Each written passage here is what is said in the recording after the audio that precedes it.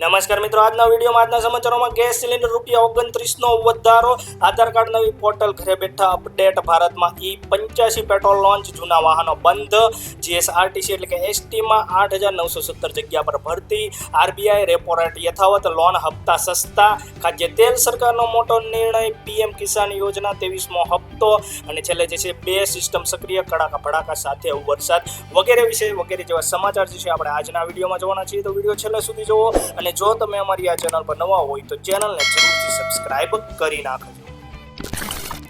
સૌપ્રથમ મિત્રો વાત કરીએ ગૃહિણીઓ માટે સૌથી મોટો ઝટકો. ગેસ સિલિન્ડરના ભાવને લઈને સૌથી મોટા સમાચાર આવી ચૂક્યા છે. ₹29નો વધારો થઈ ચૂક્યો છે ઘરેલું ગેસ સિલિન્ડરની અંદર. તો સૌથી મોટા સમાચાર, ગૃહિણીઓનું બજેટ ખોરવાશે, અને મોંઘવારીને લઈને સૌથી મોટા સમાચાર સામે આવી ચૂક્યા છે. તો પેટ્રોલ ડીઝલના ભાવમાં વધારા બાદ જે છે ગૃહિણીઓનું બજેટ હવે ખોરવે તેવા સમાચાર સામે આવ્યા છે. ઘરેલું ગેસ સિલિન્ડરના ભાવમાં વધારો કરાયો છે 3 મહિનામાં. આ વધારો જે છે બીજી વખત છે. આ ભાવ વધારો ઝીકવામાં આવ્યો છે, બીજી એટલે કે 3 મહિનાની અંદર જે છે આ ભાવ વધારો બીજી વખત ઝીકી દેવામાં આવ્યો છે. દિલ્હીમાં એલપીજી ગેસ સિલિન્ડરના ભાવમાં જે છે 29નો વધારો થયો છે, જેથી ગેસ સિલિન્ડરની કિંમત જે છે 913 થી વધીને 942 થઈ ગઈ છે. આજથી આ ભાવ વધારો લાગુ કરી દેવામાં આવ્યો છે, અને આ પહેલા 7 માર્ચના રોજ સિલિન્ડરમાં ₹60નો વધારો કરવામાં આવ્યો હતો, જેથી માત્ર 3 જ મહિનામાં ગેસ સિલિન્ડરના ભાવમાં જે છે 89નો જે છે વધારો થઈ ગયો છે. પેટ્રોલિયમ કંપનીઓનું એવું કહેવું છે કે આંતરરાષ્ટ્રીય બજારમાં ઉર્જાની માંગમાં વધારો અને ઉર્જાની કમીના કારણે કંપનીઓને નુકસાન ભોગવવું પડે છે, જેના કારણે આ ભાવ વધારો ઝીકવામાં આવ્યો છે. પેટ્રોલ અને ડીઝલ બાદ સિલિન્ડરના ભાવમાં વધારો થતાં આમ જનતા કે મધ્યમ વર્ગના લોકોના ખિસ્સા પર અસર થવાની છે. મોંઘવારીનો માર સહન કરવો પડશે. તો પેટ્રોલ અને ડીઝલના ભાવ વધારા બાદ જે છે ગૃહિણીઓને મોટો ઝટકો લાગશે, એટલે કે ગેસ સિલિન્ડરના ભાવમાં છે ₹29નો ફરી પાછો વધારો ઝીકી દેવામાં આવ્યો છે. ત્યારબાદ મિત્રો આગળ વાત કરીએ આધાર કાર્ડને લઈને નવી પોર્ટલ ઘરે બેઠા અપડેટ. તો હાલમાં જે છે UIDI એટલે કે unique identification authority of India દ્વારા આધાર કાર્ડની નવી પોર્ટલ માય આધાર બેટા .gov.in જે છે લોન્ચ કરવામાં આવી છે. તો અહીંયા તમે પોર્ટલ જોઈ શકો છો, માય આધાર બેટા વર્ઝન, બરોબર છે. તો બેટા વર્ઝનની જે પોર્ટલ છે એ નવી પોર્ટલ લોન્ચ કરવામાં આવી છે. આ નવી પોર્ટલમાં આધાર કાર્ડને લગતી ઘણી સર્વિસ એડ કરવામાં આવી છે, અને આધાર કાર્ડ અપડેટ માટેની પ્રક્રિયા પણ સરળ કરવામાં આવી છે. ખાસ આ પોર્ટલ વડે હવે લોકો આધાર કાર્ડમાં નામ અને સરનામાને ઘરે બેઠા અપડેટ કરી શકે છે, જેના માટે આ પોર્ટલ પર લોગિન થઈ એડ્રેસ અપડેટનો તમને ઓપ્શન જોવા મળશે. તો આ તમે જે અહીંયા જે છે આ બેટા વર્ઝન જોઈ શકો છો, આધાર કાર્ડની જે નવી પોર્ટલ છે એ તમે અહીંયા જોઈ શકો છો, અને અહીંયા તમે સર્વિસ જોઈ શકો છો. તો એમાં તમને ઓપ્શન જોવા મળશે આધાર અપડેટનો. તો અહીંયા તમે જોઈ શકો છો આધાર અપડેટનો જે છે ઓપ્શન, બરોબર છે. તો એ ઓપ્શન જોવા મળશે, જેમાં હવે કોઈ પણ ડોક્યુમેન્ટ વગર લોકો જે છે આધાર કાર્ડમાં નામ અને એડ્રેસ બદલી શકશે. તો આની મોટી ખાસિયત એ છે કે હવે તમારે કોઈ પણ પ્રકારનું ડોક્યુમેન્ટ આપવાની જરૂર નહીં રહે. તમે જે છે ડોક્યુમેન્ટ વગર જે છે તમારું આધાર કાર્ડમાં નામ અને એડ્રેસ બદલી શકશો. એડ્રેસ અપડેટમાં ફેમિલી આધારનો ઓપ્શન જોવા મળશે. તો ખાસ કરીને એ તમારે કોઈ પણ ડોક્યુમેન્ટ વગર જે છે તમારે એડ્રેસ અપડેટ કરવું હોય તો એમાં તમને ફેમિલી આધારનો ઓપ્શન જોવા મળશે. તેમાં તમારે જે છે દાખલા તરીકે તમારે જે છે લગ્ન પછી તમારા પતિનું નામ તમારા આધાર કાર્ડની અંદર એડ કરવું છે, અને તમારા પતિના ઘરનું સરનામું તમારે બદલવું હોય તો એના માટે જે છે પતિના આધાર કાર્ડનો જે છે નંબર એટલે કે આધાર નંબર એમાં એન્ટર કરવાનો રહેશે. એમાં તમને ઓપ્શન જોવા મળશે ફેમિલી આધાર, અને એમાં તમારે એ ફેમિલી આધારની અંદર જે છે તમારા જે પતિ હોય એનો આધાર કાર્ડ નંબર એન્ટર કરવાનો રહેશે. ત્યારબાદ એનો જે રિલેશનશિપ તમારી સાથે શું છે, તો કે જે પતિ હોય તો એ રિલેશનશિપ તમને જોવા મળશે, તો એ સિલેક્ટ કરી લેવાનો રહેશે. તો એ રીતે તમે જે છે રિક્વેસ્ટ તમારે જે છે તમારા પતિના આધાર કાર્ડની અંદર મોકલવાની રહેશે, બરોબર. એના લોગિનમાં તમારે રિક્વેસ્ટ તમારામાંથી મોકલવાની રહેશે, અને ₹75ની તમારે ફી ભરવાની રહેશે. તો અહીંયા તમે જોઈ શકો છો એડ્રેસ અપડેટની અંદર ₹75ની ફી. ખાસ કરીને એડ્રેસ અપડેટની અંદર તમારું નામ પણ ઓટોમેટિકલી અપડેટ થઈ જશે, બરોબર છે. તમારું એડ્રેસ અને તમારું નામ બંને એક જ અપડેટથી થઈ જશે. તો એ રીતની આખી સિસ્ટમ જે છે આ નવી પોર્ટલના માધ્યમથી થઈ જાય છે. તો ફેમિલી મેમ્બરનો આધાર કાર્ડ નંબર, ત્યારબાદ જે છે તમારે શું કરવાનું, તો ફેમિલી મેમ્બરનો આધાર કાર્ડ નંબર એન્ટર કર્યો હોય તો તેને જે છે જે તમે ફેમિલી મેમ્બર, દાખલા તરીકે તમારા પપ્પાનું નામ તમારે બદલવું હોય, અથવા તો પતિનું નામ તમારે લાવવું છે, અથવા તો તમારા પપ્પાનું કે બીજું કોઈ પણનું નામ તમારે ફેમિલી મેમ્બરનું જે છે લાવવું હોય, તો ત્યારબાદ જે ફેમિલી મેમ્બરનો તમે જે છે આધાર કાર્ડ નંબર નાખ્યો તો એનામાંથી હવે તમારે લોગિન કરી નાખવાનું રહેશે અને એના લોગિન કરશો એટલે ત્યાં તમને એક રિક્વેસ્ટ જોવા મળશે. રિક્વેસ્ટ એક્સેપ્ટ કરી લેવાની રહેશે. આમ કોઈ પણ પ્રકારના ડોક્યુમેન્ટ વગર સરળતાથી નામ અને સરનામું અપડેટ થઈ શકે છે. તો આ પ્રકારની નવી સિસ્ટમ myAadharBeta.gov.in જે આધાર કાર્ડની નવી પોર્ટલ છે એના માધ્યમથી તમે ઘરે બેઠા હવે અપડેટેશન કરી શકશો.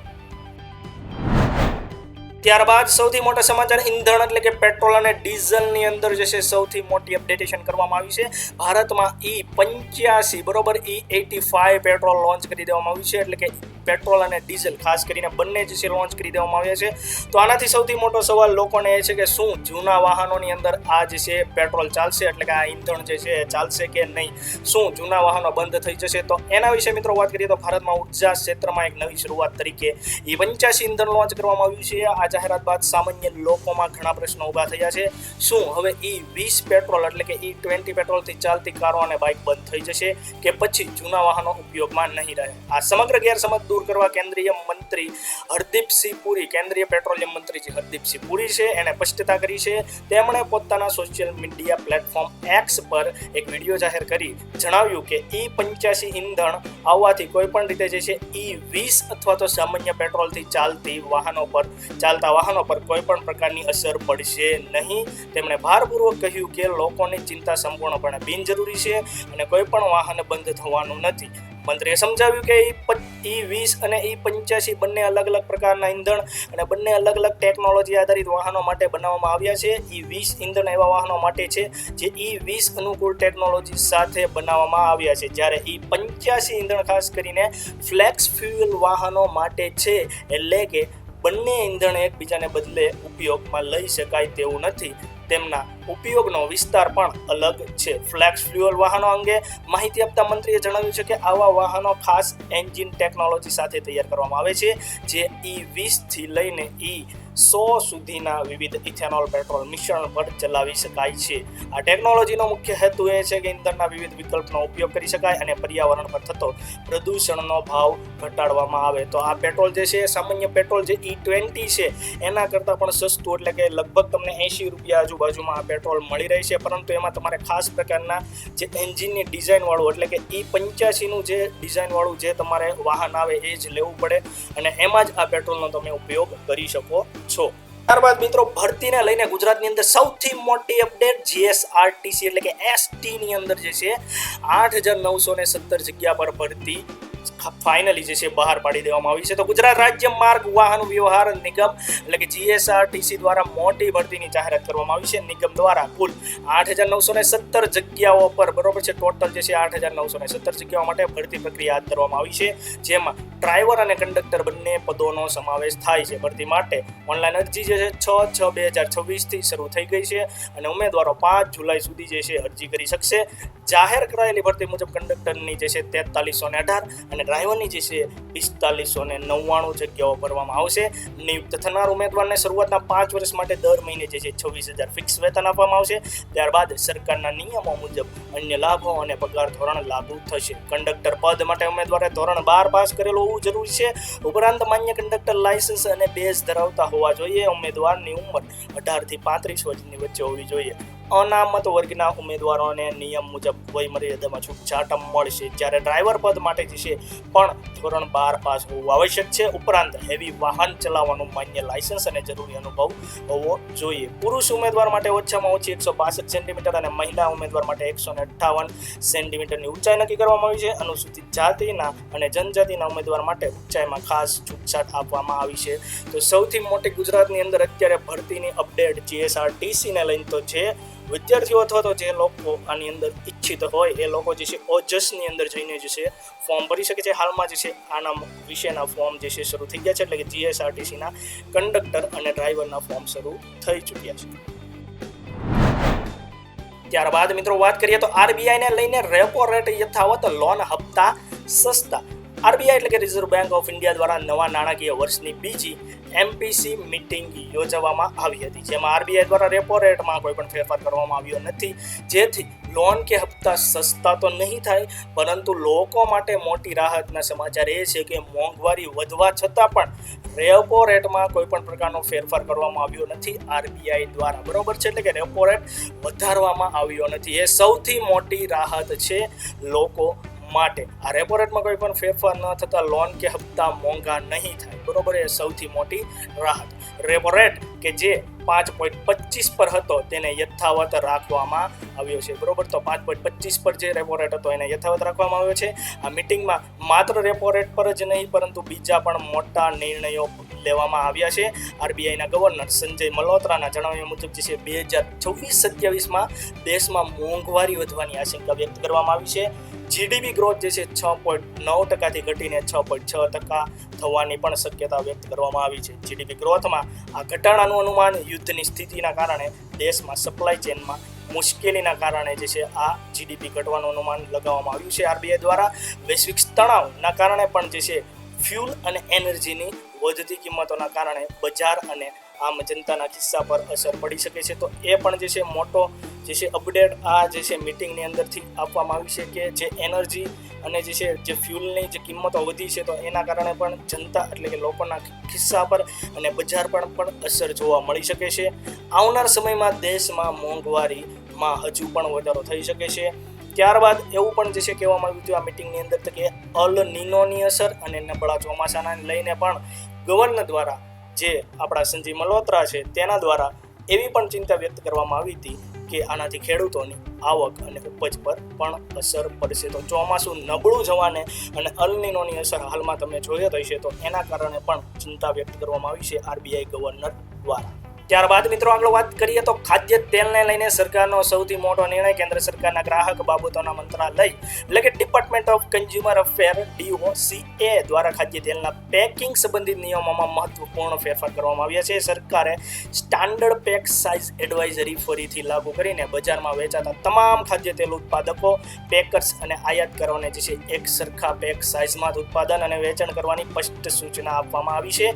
સરકારના આ નિર્ણયને સામાન્ય રીતે ગ્રાહક સુરક્ષા અને બજાર પારદર્શિતાને મજબૂત બનાવવાનો પ્રયાસ માનવામાં આવી રહ્યો છે. છેલ્લા કેટલાક વર્ષોમાં જે છે અલગ અલગ કંપનીઓ દ્વારા 650 ગ્રામ, 810 ગ્રામ અને 850 ગ્રામ જેવા નિયમિત પેક સાઇઝ રજૂ કરવામાં આવ્યા હતા, જેના કારણે ગ્રાહકો માટે ભાવની સાચી તુલના કરવા મુશ્કેલ બનતી હતી. તો આ પ્રકારના પેકેજિંગ એટલે કે 650 ગ્રામનું, 810 ગ્રામનું, 850 એટલે કે 850 ગ્રામનું આવા પેકેજ આવતા હતા. તો એમાં ગ્રાહકોને એ પેકેટ એટલે કે આટલા લીટરનું અથવા તો આટલા કિલોગ્રામમાં હોય તો એની સામેનો ભાવ, એની ભાવની તુલના કરવામાં ગ્રાહકોને બહુ જ મુશ્કેલી પડતી હતી. તો એના કારણે આ નવી માર્ગદર્શિકા મુજબ હવે માત્ર નિર્ધારિત સ્ટાન્ડર્ડ પેક સાઇઝ જ માન્ય રહેશે.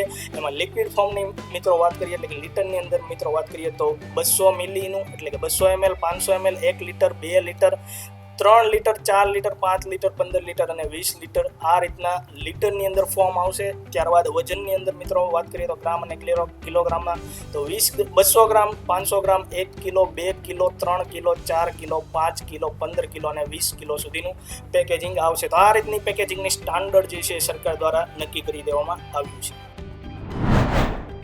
ત્યારબાદ મિત્રો ખેડૂતો માટે સૌથી મોટી અપડેટ પીએમ કિસાન યોજનાને લઈને 23મા હપ્તાને લઈને. તો જૂન મહિનાની શરૂઆત થતાં જ દેશના કરોડો ખેડૂતો પીએમ કિસાન યોજનાના 23મા હપ્તાની રાહ જોઈને બેઠા હોય છે.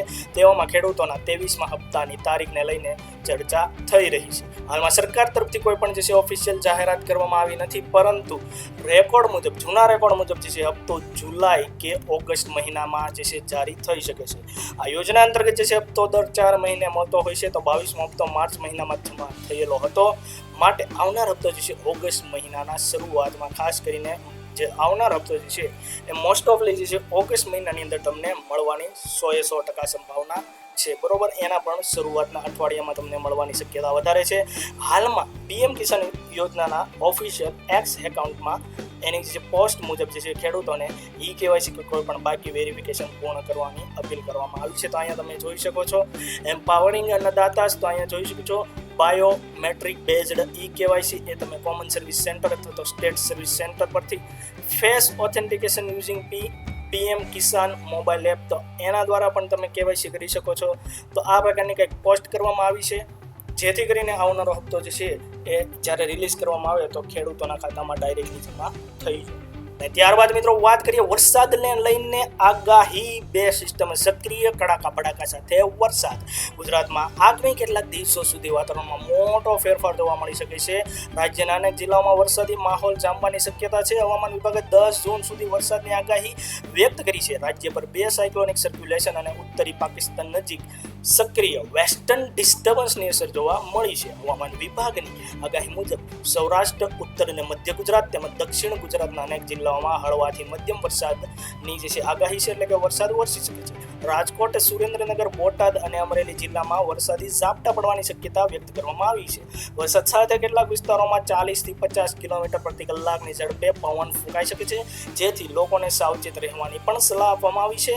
હવામાન નિષ્ણાતોના જણાવ્યા મુજબ રાજ્યમાં સક્રિય 2 સાયક્લોનિક સર્ક્યુલેશન સિસ્ટમ અને ઉત્તરી પાકિસ્તાન નજીક સર્જાયેલ વેસ્ટર્ન ડિસ્ટર્બન્સના કારણે વાતાવરણમાં અસ્થિરતા જોવા મળી રહી છે, જેના કારણે આગામી દિવસોમાં પણ વરસાદી પ્રવૃત્તિ યથાવત રહેવાની શક્યતા છે. તો બીજી તરફ કેરળમાં પ્રવેશી ચૂકેલું છે દક્ષિણ પશ્ચિમ ચોમાસું આગામી 2 થી 3 દિવસમાં વધુ આગળ વધે તેવી શક્યતા છે, જેના કારણે ગુજરાતમાં પણ ચોમાસાની પ્રગતિને અનુકૂળ પરિસ્થિતિ સર્જા રહી છે. તો આગામી 10 જૂન સુધી રાજ્યના અનેક જિલ્લાઓમાં વરસાદી માહોલ યથાવત રહી શકે છે. વરસાદ અને તેજ પવનને ધ્યાને રાખીને ખેડૂતો તેમજ નાગરિકોને જરૂરી સાવચેતી રાખવાની સલાહ પણ આપવામાં આવી છે.